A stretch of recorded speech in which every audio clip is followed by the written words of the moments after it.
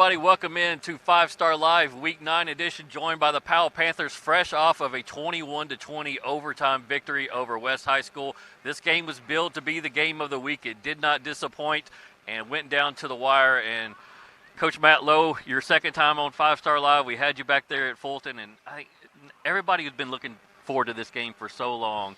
And I'm sure you can pick out calls you didn't approve of or plays that didn't go y'all's way. But in the end, when the game was on the line, your defense rose to the occasion, stopped a two-point conversion there on the goal line there in overtime. Well, that was after it was only a yard and a half two-point conversion instead of a 3-yard. And so I could go down the list of guys who played their absolute guts out tonight. And that was so much of what happened in overtime, what happened in that fourth quarter, had nothing to do with X's and O's and any of that. That was all just guts and determination by both teams. And their guys made one more play than they made and had one more time of being resilient and finding a way to win.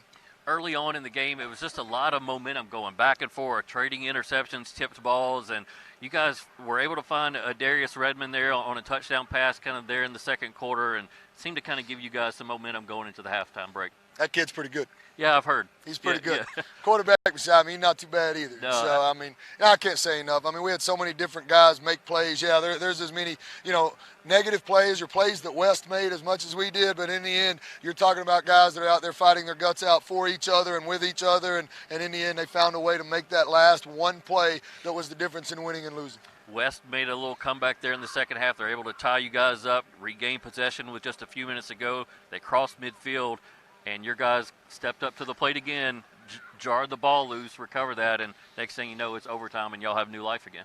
Simply enough, it starts with that defensive line with Jackson Daniel, Dakota Ogle, and obviously, the big man over here, Colton Webb, beside me. That linebacker core is flying around. Eli Owens back in action tonight. Corey on. You got JB over there on the edge, Cannon Lusby. But then you go through that secondary, and I don't know, 2-3 interceptions. They had a couple of college fumbles and fumble recoveries. So, every single different level of that defense were able to make plays tonight and were able to keep us in this football game. I want to talk about the two-point conversion stop because they got in there on a 10-yard run by Isaiah Mattress, scored pretty easily.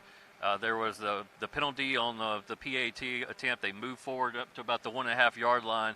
I run back behind the end zone to kind of get a good video of it, and 55, Daniel, it's almost like he knew the play was coming. How do y'all coach that play in that situation? Well, bottom line, he's trying to defend his gap. And, so many times they had done a motion, and any time they went motion, they're running power right behind that motion. And so, Daniel is one of the smartest kids we have on this team, and I think he had kind of figured that out. And, at that point, from a 1.5-yard line as a defensive lineman, sometimes you just got to gamble and shoot your gap. And if you're right, you get to be the hero. Yeah. Walker, you pass the mic to Walker here. Walker Trusley, quarterback at Powell High School. And Walker, wasn't the prettiest game tonight offensively for either team, and hard to kind of grab a hold of that momentum and keep it. But to walk out of here victorious tonight, what's that feel like for you guys on homecoming week, too? That's the goal every week. Yeah. 8-0 was our only objective, am I right? That's right. But, to coming into this game and having those early mistakes and the tip ball go against you, y'all didn't seem to panic at all. How come? I think we can keep our composure well because if our offense is struggling, we can rely on our defense. We know they're going to make a big play. If our defense is struggling, they know that our offense can make a big play. We're going to get you to hold the mic just a little bit higher, but they're in the playoffs, or not in the playoffs, in the overtime period. Jordan Brown comes in and gets a touchdown. What was that play call? Without giving too much of it away, I don't want to give anybody any kind of scout, but discuss the kind of decision there. Get the ball to a playmaker and let him score. As simple as that, right? Yeah. All right. To get this win, though, got to feel good because, again, so much hype and publicity was around it and a lot of energy around it. To go forward now, y'all still got some big games left and there before the postseason even begins. How do you take this and run with it? It's a great win. We're going to celebrate this weekend, and then next week 9-0 is our only objective. Okay. Am I right? You got them trained pretty good. You got them trained pretty good. All right, guys, appreciate you coming on the set. It's been a long night. Let's let y'all get out of here. Any final thoughts on the game tonight? Nah, just so proud of my kids. All right, man. Well, let's get Colton in here. Colton Webb, number 15.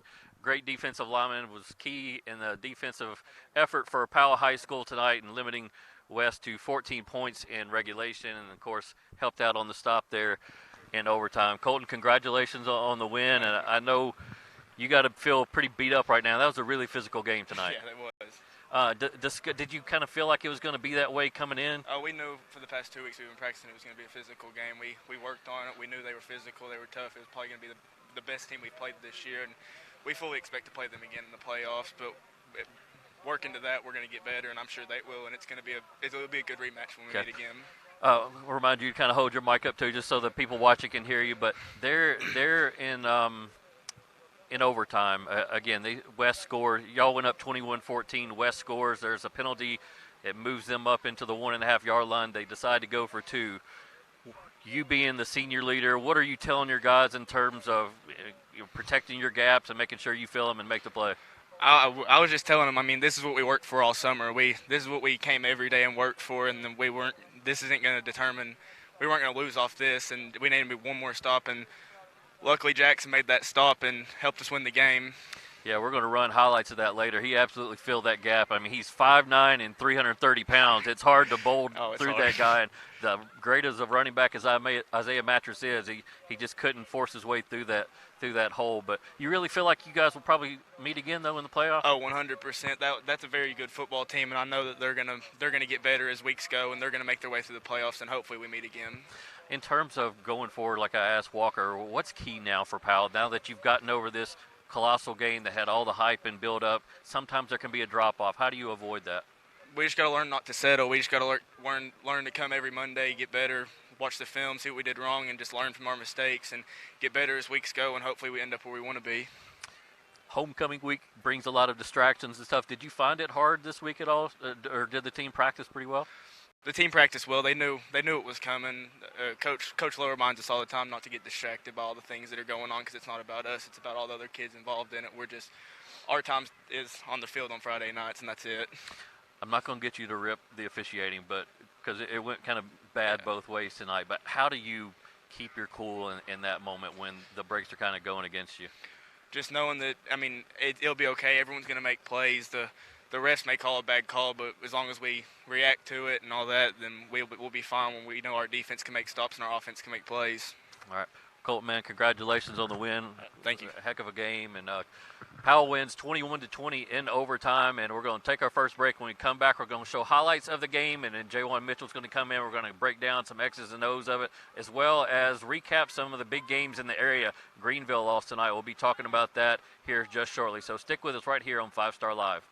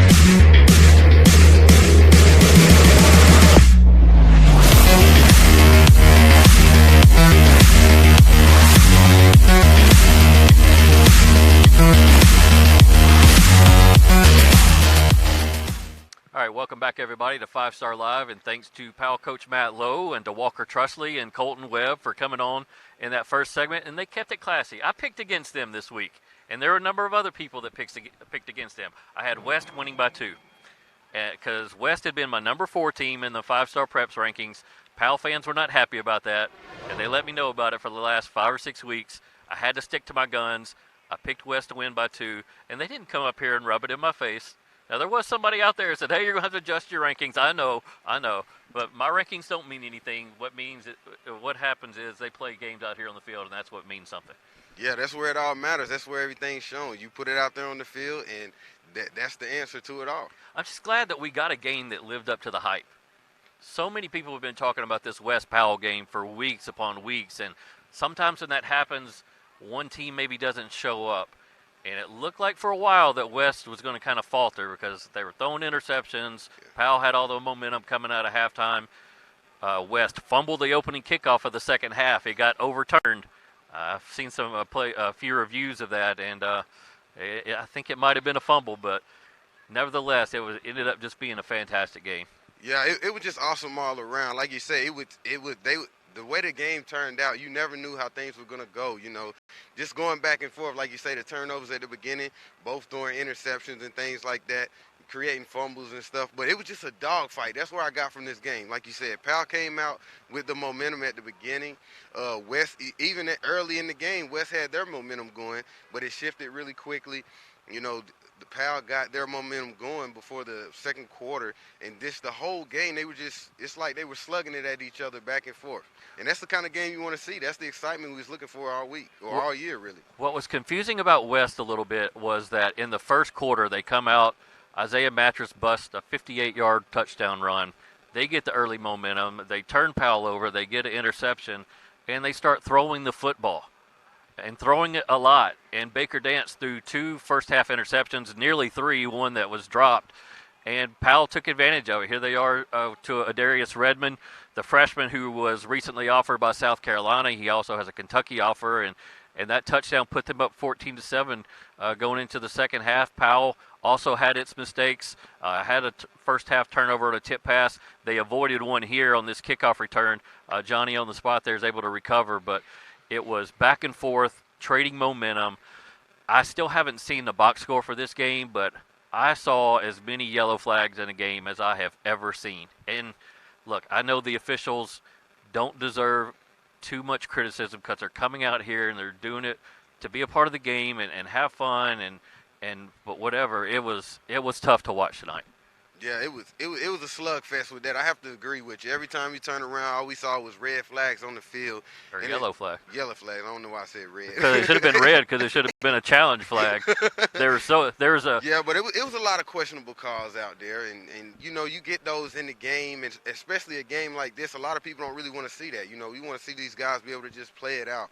But it's part of the game, and it happens, unfortunately. But as Colton Webb said, as Walker Trusley said, it looks like these two teams might be on a collision course again in the 5A playoffs. Of course, still 2 more weeks of the regular season to shake all that out, but they definitely proved to be top 5 capable teams tonight in terms of our rankings at 5-Star Preps, in terms of statewide rankings.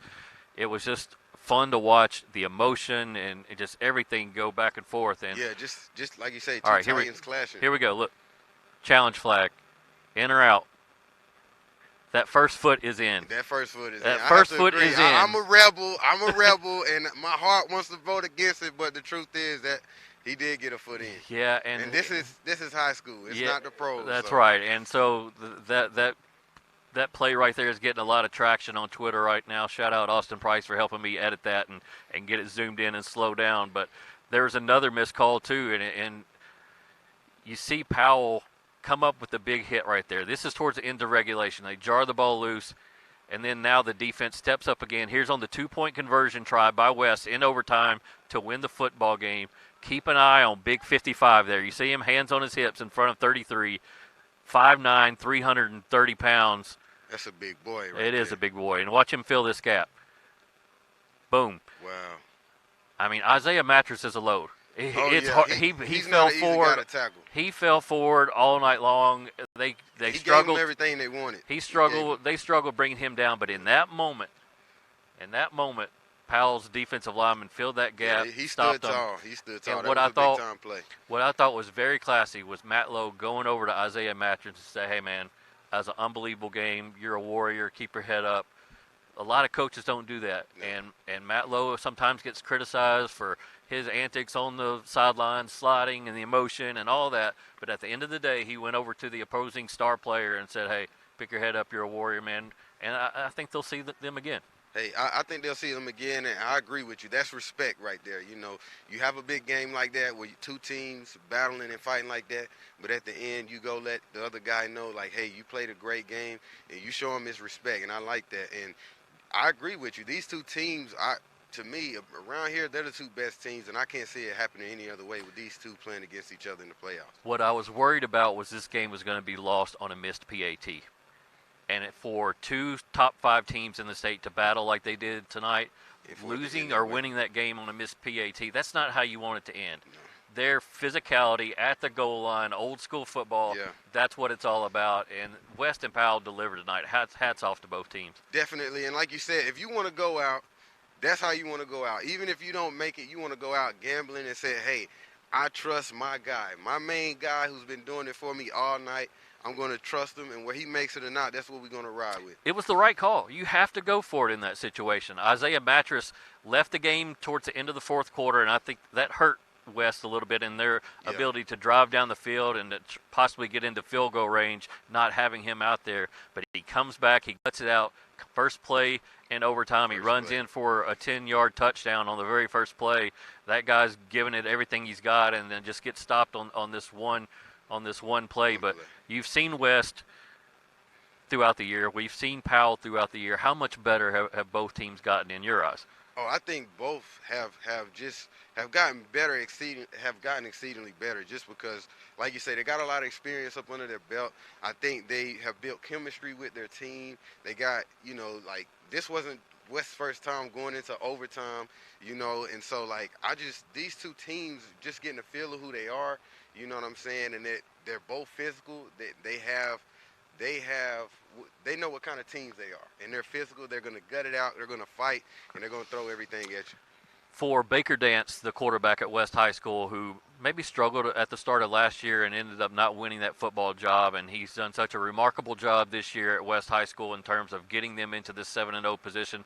Look, his stats aren't unbelievable. I mean, he's a 50% passer, but he needed this game tonight. He needed the mistakes, and he needed the good moments too, because the playoffs are coming up. I mean, games like this are going to be in 5A, are going to be in the first round, second round, third round. 5A is just so deep in this area tonight. So while he struggled in the first half with 2 interceptions, he came back and hit Shannon Blair, the freshman, on that touchdown pass that tied up the game, and that was an unbelievable throw and catch by that duo.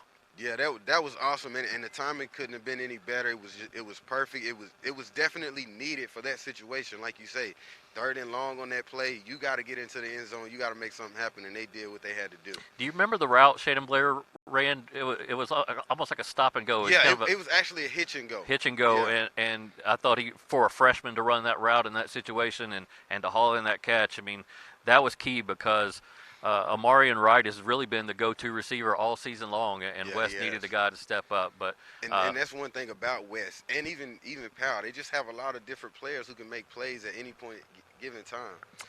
I keep checking my phone. I want that box score. I want to see how many penalty flags were thrown in this game. And as I put it out there on Twitter, for the night. It's upwards around 2007. No, I'm just joking.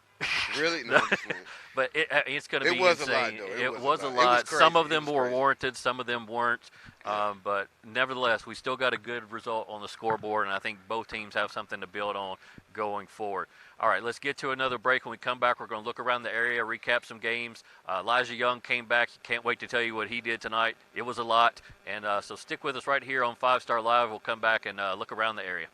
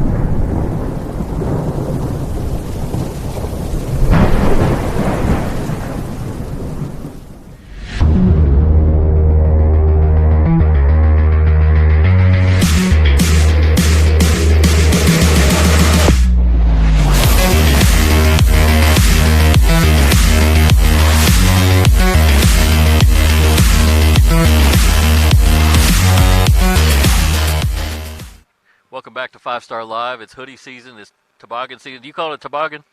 Man, I tell it toboggan, of course, man. Okay. I mean, some people call it like a beanie or a Yeah, knit Scully, cap. you got a lot of different names. A for it. Scully? Yeah, Okay. yeah. All right. I had to use that one. I'm a toboggan guy. I always grew Yeah. up calling it toboggan, whatever, but it's cold tonight. It is definitely football season weather right here, boy. All right. So let's look around the area. We'll start off with South Doyle. Of course, they were the subject of a TSSAA debate over whether that targeting call against Seymour was really targeting in terms of Elijah Young. Covering a punt, I think 5 plays into the game. He was ejected for targeting. He didn't really get to even put up any stats that game. South Doyle loses to Seymour.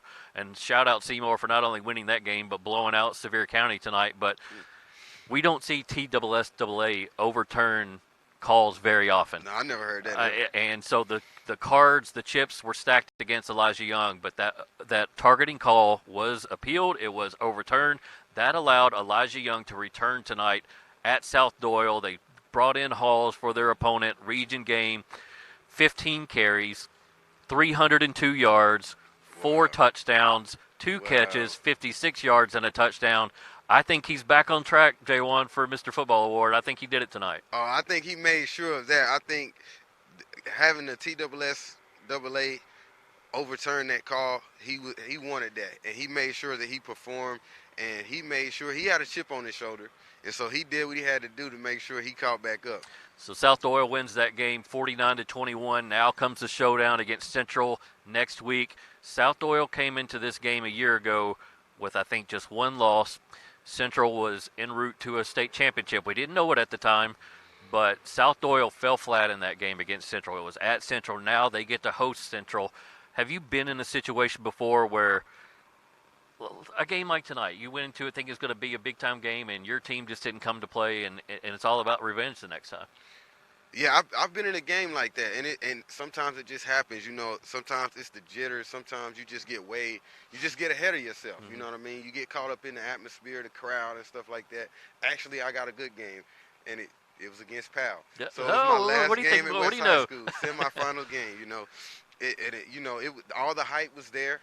But we just didn't play our game. We just didn't show up, and unfortunately, we didn't have a chance to get the revenge, which I thought tonight would be my revenge game. That's what I was hoping for, but South pulled it out. And South Doyle has that opportunity next week, and so they lost that game to Central a year ago. Then they lost the next one. Then they lost the next one, and then it was season over. Wow. So South Doyle was trying to regain some momentum, try to thrust themselves back into the conversation with a Powell, with a West, with a Central in terms of state title contender. I would say week 4, week 5, South Doyle was definitely a state title contender. Then came that loss to Anderson County. Then came the loss to Seymour. So South Doyle's got a lot to prove these next few weeks. Yes, definitely. These are things that your mind is constantly on from the beginning of the season. Once you get to a certain point of the season and it keeps happening, every year it's like, hey, when are we going to overcome this hump? When are we going to make things happen? And to be honest, I'm sure they're thinking like this year is the year for them, for sure. Shout out to Carnes High School, big win tonight against Heritage. Check this out. Deshaun Bishop, a freshman running back, Wow. 14 carries, 280 yards, 4 touchdowns. A freshman. Wow, that's unbelievable. That's almost unheard of. You don't hear that too many times. No, as a freshman, making big time plays like that. I know Heritage is not good. Okay. I think everybody can agree on that. I don't think anybody's going to get on Twitter and like, what are you debate talking about? that. Heritage is Nobody's going to have a debate Heritage over is in a that. rough spot, but still, for Carnes to get another win under their belt with this young team and have a freshman to build on for the future, it's just going to do wonders for them, I think. Definitely, it gives you some sunshine at the end of the tunnel for sure. Greenville, as I mentioned earlier, fell tonight. They haven't lost a region game since, I think it's either 2007 or 2008. They lost tonight on the road at Elizabethton. They had a 21-7 lead, let it get away. Elizabethton got the ball with a couple of minutes left, was able to drive down and kick a 35-yard field goal. And all the doubters in terms of Greenville, after they lost to Powell in week 1, all they came to say was, this is not the same Greenville team. Cade Ballard's not there. Kane Ballard's not there. It's not the same Greenville team. Then they kind of got it turned around, and another chink in the armor tonight. And, again, I'm going to say it. If Greenville or Elizabethton matched up against Anderson County in the state quarterfinals, Anderson County would win that football game. Yeah, like you're saying, they're just not the same team that they have been in the past and for years. And like you say, Anderson County, they're on the up and up this season. Like this is a season for them. So I have to agree with you. Yeah, they've been so close. They made it to the state quarterfinals the last 2 years and were upended by Greenville, had them beat in the 2017 state quarterfinals. Didn't show up that well a year ago, and I know Anderson County has to smell blood in the water right now. I think they would be a big mismatch problem for Elizabethton, and we'll see what happens. We'll see who Anderson County ends up meeting with in the playoffs. Looking around the area, Alcoa, 6 shutouts in its last 7 football games. They're giving up like 4 points a game. Wow. Well, you know what? I'm not going to credit it to Maryville, but I'm sure that has a lot to do with it. You know, that loss, you know, I know that really hit them hard. And so, but it's good to see them recovering back and being the same old Alcoa that we know. There's a mistake on the TSSAA scoreboard. They have Ooltewah beating Maryville 38-0. That didn't happen. Maryville blew them out. And as I said at halftime, T. Hodge doing some experimental work out there at Maryville, taking some direct snaps out of the backfield as a quarterback, kind of a wildcat package, and maybe that's good for him and to kind of give him some unique and different looks. He specializes in a lot of short yardage runs, and they need to find a way for him to really get his legs stretched out. He's an SEC commitment. He's a Tennessee football commitment, and you need to see him ripping off some bigger runs and impressing some people. Yeah, anything that's going to get your team going, give you a spark, give you another way to score, hey, I'm sure they're all for it. Catholic loses on the road tonight at Baylor. I know I've had some Catholic fans saying one of the worst officiated games that they've ever seen. So not a good night for officials around the area. You hate whenever they're a part of the game. They don't want to be a part of the game. They want to kind of blend in and not come to the forefront. But tonight was just a tough night. Yeah, it's one of those nights where you feel like the refs dictated the game, unfortunately. Like you say, you of course they're part of the game, they're officiating, but you don't want them to be too involved. Gibbs' big road win against Lenore City, 56-21. Central knocks off Carter. Had a little bit of a test from Carter for a while. It was 13-10. There were some players ejected from that game. We're going to have to do some research on that, check with the TSSAA, and see if that affects next week's game with South Doyle. I'm sure it does. So Maryville, okay, now they got it fixed, 38-0. Maryville, McMinn County stays undefeated.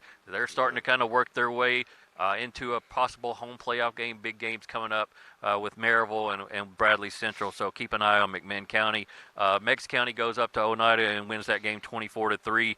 Rockwood wins 35-0 tonight. Webskull and Knoxville gets a much-needed win over Silverdale Academy. That's kind of a tongue twister for you right there. Huh? CAK wins a nice one, 37-34 over Boyd Buchanan, and that was going to be a tough game for CAK. Boyd Buchanan was kind of a surprise team in the area. CAK wins that, a region game to kind of set up this showdown with Grace Christian. And these next few weeks, J1, it's go time. I mean, it's pretty much felt like a playoff game tonight. Definitely. And the next 2 weeks, you're going to see Gatlinburg, Pittman, and Alcoa. You're going to see Grace Christian and CAK, Central South Doyle. You got Powell and South Doyle coming up in Week 11. Some big-time games to be excited about. Yeah, some nice matchups, and that's what you want to see towards the end of the season. Like you say, we didn't always have some big games around the area, so you always want to finish up with a bang. And like you say, these teams are fighting for playoff spots, so there's going to be some dog fights. There's going to be some sluggers, and teams just going at each other with everything they got, and that's what you want to see around this time of football. Speaking of playoff spots, check out Fulton with back-to-back wins now. They got Jeffrey Riddle back from injury. He was going to be one of their key playmakers. Now they have wins in their last 2 games. Clinton, they went up to Campbell County and won tonight. Look, it's still not the same Fulton team. No, we all know not. that. Of course not. But for them to start off the way they did and to have all those injuries, they could have quit. They could have laid down and gotten beat by some of these teams that would have loved to have a win over Fulton on their resume. And they're stepping up to the occasion and grinding out wins. And right now, I think they're in the playoff mix. That's crazy to hear. I would have never expected that, like you say, the way the season started out for them. But I've always been told it's not the way you start, it's how you finish. And right now, as the season ends, they're finishing well. Hopefully they can finish it off and sneak into that playoff and be an underdog. Yeah, so shout out to Rob Black and the Fulton Falcons. Shout out to staying with it. We had Tommy Sweat, their quarterback, down at the Knoxville Quarterback Club at Calhoun's on the River on Monday, and I gave him a shout out in front of everybody. It's like, this guy is getting beat into the turf. He's getting shoved out onto the track, and it's stopped on downs, he dusts his pants off, and he has to come back out and play defense. I mean, that guy is just giving it his all this year. He's a tough guy, and he's a dog. That's what you call a dog. Somebody who fights and fights, no matter how dirty they get, no matter how much they get knocked down, they get back up. And way to show him some love. You get some love somewhere. Appreciate it. Five-star I'm sure live he appreciates that, Jesse. All right, one more break. When we come back, we're going to recap last night's Beard and Farragut game. We're going to show you our Smart Bank Smart Plays of the Week. You don't want to miss 2 of them. We got 2 of them tonight. They're awesome. Stick with us. Coming up after the break, our last segment.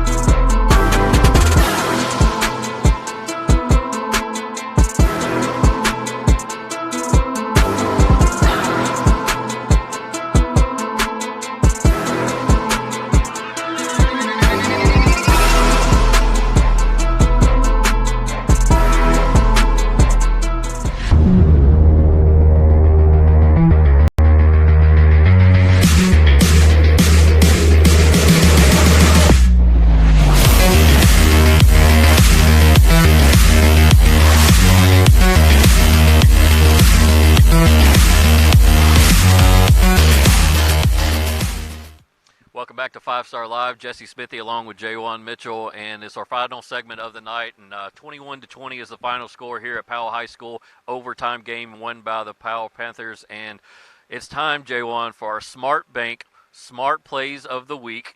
And I got 2 good ones, and Jared's going to roll them here in just a second, and we'll review them. So you probably hadn't seen them. You watch the monitor, and then I'll explain later, okay? All right, cool. All right, let's go.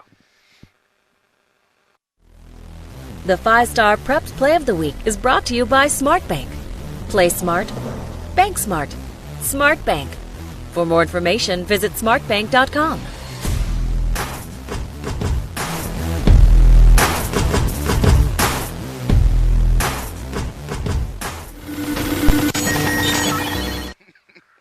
So that was play number 1. That was Ashton Blair from Central High School. Look, our Smart Bank Smart Plays of the Week are usually reserved for football, but they sent me that goal last night, and that's the goalkeeper. She's out there across midfield doing the kick, and she's going to ETSU to play soccer, so you can tell there's talent there. You but can see why. She has a powerful There leg, was for effort sure. by everybody on social media tagging ESPN. This has got to be on the top plays. That was just an unbelievable kick. And how far away was that? That was pretty far. It was that like was a nice one. Yeah, it was like 40 yards maybe. I think it was inside the 50, but an unbelievable goal by Ashton Blair of Central High School. All right, let's role play number 2. This is one of the fun videos that were sent to me through social media. Let's check it out. Smart Bank Play of the Week number 2. The 5-Star Prepped Play of the Week is brought to you by Smart Bank. Play smart, bank smart. Smart Bank. For more information, visit smartbank.com.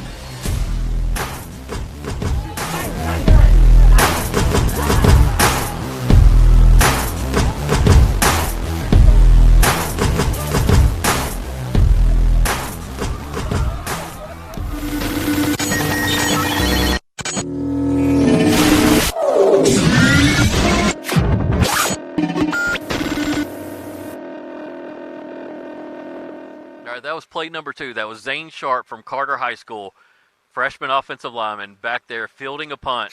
Big man punt fielding. If he misses, they have to go run hills. It's conditioning work time. If he fields the punt, they get to go home early. I played basketball. We've had to run suicides or whatever you want to call them. I know you played basketball and football. You've been in those situations where coach says, if so-and-so can dunk or if so-and-so can make this free throw or so-and-so can field this punt, you guys get to go home early. Big man catching the punt there. Clutch. I laugh. And that's why you saw all the players just running and tackle me in the excitement and happiness, man. Yeah. Nobody, like you say, nobody ever wants to do the extra running right there. He showed up big time, and coaches tried to set him up by having the big man. Having a big man and a field freshman. the punt. He's That's a lot of he's pressure, got man. all the pressure of That's his a lot of teammates pressure. who are going to be dog cussing him if he Yeah. missed that while they're running those hills. And he came through in the clutch. Shout out Big to Zane. guy showed up. Just shout out Way to Zane go, from big Carter dog. for fielding that punt. They had a rough night tonight against Central, but Yeah. those moments right there, you remember those more than some of the games Oh sometimes. man, those are the ones you're always gonna remember, man. And like you say, behind the scenes at practice, that's love. Just that's your team, man. Yeah. That's your family. So Yeah, those that's are always awesome. great moments. So congratulations to those two athletes, area athletes, for being smart bank, smart plays of the week. All right, last night, Bearden and Farragut. It doesn't get much bigger than that game right there. And this is going to be some shots by our own C.J. Newton from Concord Christian School. Shout out C.J., who was out there shooting some pregame and some in-game footage of that showdown. And look, momentum can be a fickle thing. Bearden came in having won its last two games. It was back in the playoff position. I think they were tied with Farragut for the number 3 slot in the region. They came in feeling good. Farragut had just gotten blown out by Dobbins Bennett, and it was Farragut who took home the win. How do you explain that when you're the team that comes in and you don't even know what's going to happen, whereas the other team comes in with the momentum? Well, like you said, they kind of came in with a chip on the shoulder. Seems like they didn't like getting blown out by Dobbins Bennett, and you kind of see what's on the line. Like you say, Bearden is a team that they didn't get a real good start coming out, and so they were one of those teams, like you were saying, Fulton, that started off bad and were trying to come back on a good footing, And so, like you said, when you don't really know how things are gonna go, you just gotta focus in, lock in with your teammates, trust your guys, and come out with your best, and that's what Farragut did. They did. They won that football game 14-7. I thought they did an unbelievable job defending Bearden, except for that play. That was a 4th down play, 4th and 8 from the 31, and Colin Ironside found Hayden Candela for the touchdown. But outside of that, Mekhi Williams, the running back from Bearden, had come into the night with 3 consecutive 100-plus yard gains, and Farragut's defense held him to 52 yards. And then when they needed it most, Gabe Hensley came up with a big touchdown run there at the last play of the third quarter. They get the 2-point conversion for a 14-7 lead, and there in the fourth quarter, they get the ball. They just need to turn out the clock, and without their starting running back, Farragut's still able to convert on third down. And now, even though they're 4-4 and their record doesn't look so clean, they're still a number 2 seed right now in the playoffs. Wow, that's unbelievable. That's the last thing that you would think. But like you say, you just got to fight, and that's what they're doing. They're fighting. They're getting those wins that they need to continue to move forward and stay in that playoff race. The story I tell the most is Livingston Academy. I don't know if y'all probably never played Livingston Academy. This is back in 2005. They were in a region with Fulton and Carter. They went 5-5 in the regular season and won a state title. Wow. So just because Farragut's, I'm not saying that Farragut's going to beat Maryville and go into a state title, but what I'm saying is you don't quit, you don't give up, and it's not over till the fat lady sings. Isn't that what they say? That is, and there were no fat ladies last night at Farragut. I didn't see any, but what I did see were a lot of players on Farragut sidelines that were on crutches or had a cast or arm in a sling. They're beat up. Their starting running back is out, still waiting for that clavicle to mend, and they're still next man upping it and still winning football games and bouncing back from a bad loss to Dobbins Bennett. So shout out to Farragut, getting some revenge. They lost to Bearden a year ago. Yeah, I see what you mean. And like you say, when you come in with losses after a year, like I said, you remember those things. So you coming in with the chips on your shoulder. But like you said, that's just perseverance. That's the word I get from that. Like you said, a lot of injuries, that's part of the game, but they're still fighting and getting those key wins. And that's all you can ask for from your team. Let's wrap up here. Some final thoughts from Powell, where the Panthers won 21-20 in overtime. You've been on the winning end of big games. You've been on the losing end of big games. Let's start with West. What are they feeling like right now, and what's key for them over the next few days in terms of turning it around and finishing strong? Well, honestly, they're hurt. I mean, these are those games that kind of knock the wind out of you after you lose, and sometimes it takes you a little while to get over it. But they have to stay composed. They have to stay focused. It's one loss. You've had a great season so far. You have to overcome this and just show up next game with a chip on your shoulder. And like you say, what has to be in their mindset is, okay, we want revenge, and the only way we're going to get revenge is we got to run the table. From here on out, we got to keep it moving. We got to keep on getting those wins so that we make sure we meet these guys in the playoffs. In terms of Powell, they had so many calls go against them tonight. They still kept fighting, overcame that, and somehow found a way to win. I know they have to be feeling good about themselves, knowing that not only did they not really play their best game tonight, there were some calls that went against them, but they're still undefeated.